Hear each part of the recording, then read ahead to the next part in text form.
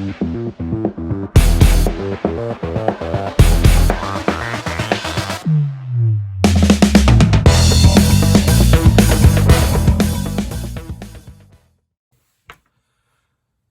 up, guys? Today I want to do a little segment that I'm nicknaming School of Hard Knocks. And what I mean by this is there are things that we do while we're fishing that we learn from. And, you know, it's something you hear anglers talk about quite a bit is, you know, that if they have a bad tournament, they want to be able to say they learned something from that event. And in my case, it took me like 4 or 5 events to finally learn my lesson. But I've learned it since then, and it's made me a better fisherman. And so specifically what I'm talking about goes back to my first professional level event. And, you know, one of the things I regret most in my career is not having either fished as an amateur in the back of the boat or just fished more outside of the upper Midwest. I really jumped into the professional level without having much experience throughout the country, and that kind of put me behind the 8 ball for my first couple of years. And my first tournament, Beaver Lake, I believe it was in February. It was the first time we opened, the FLW Tour opened at Beaver Lake. And it was a super cold event, very, very much a jerkbait bite. And I love throwing jerkbaits. It's something that I feel extremely confident doing. And I had a really good practice for what was shaping up to be a very difficult event. And we had a weather front coming in early the first morning of the tournament, of the first day of the event. And, you know, I went out, I ran my pattern. I ended up, I think I was in 10th place. After the first day, first tournament, first professional level event, feeling good. You know, I'm like, I'm going to go out and do the exact same thing day 2. Day 2 comes around, and I went out and I caught 3 barely keeper 12-inch spotted bass, and I lost 1 very nice smallmouth.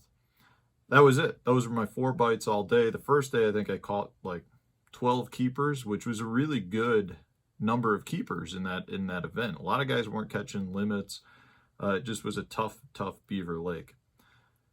So I went out, I squeaked out a check. I think I finished in the 40s, and you know, I had enough weight from the first day to carry me through the second day's bad performance. So that was my first event. I really didn't learn much from it. At that point, I was happy to have cashed the check. You know, it's a $10,000 check. I'm excited. I went right from that event to a U.S. Angler's Choice Team Tournament Championship on Gunnersville Lake. So I was kind of just riding high, feeling good, and didn't really learn much from it.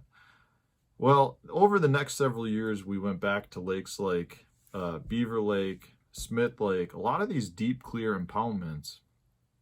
And they were all pre-spawn events, and I was on a really good jerkbait bite throughout those practices. In every tournament, like my first 4 events that were like that, I ended up having a really good first day on the jerkbait. We had a cold front or a front move through, you know, either at the end of the night before practice or like the morning of the first day of the tournament. In every one of those events, I went out the second day, had the jerkbait in my hand the entire time, and like weighed 1 or 2 fish. I mean, just could not get bit. So it took me a lot of events of being dumb and not changing. And in every one of those events, I think I actually walked away with a check because my first day was so good because I was on such a good pattern. And then I forced it day 2, and I'd catch just, you know, nothing. So the lesson to be learned here, guys, if you take anything away from me, this is like one of the most valuable things I've learned.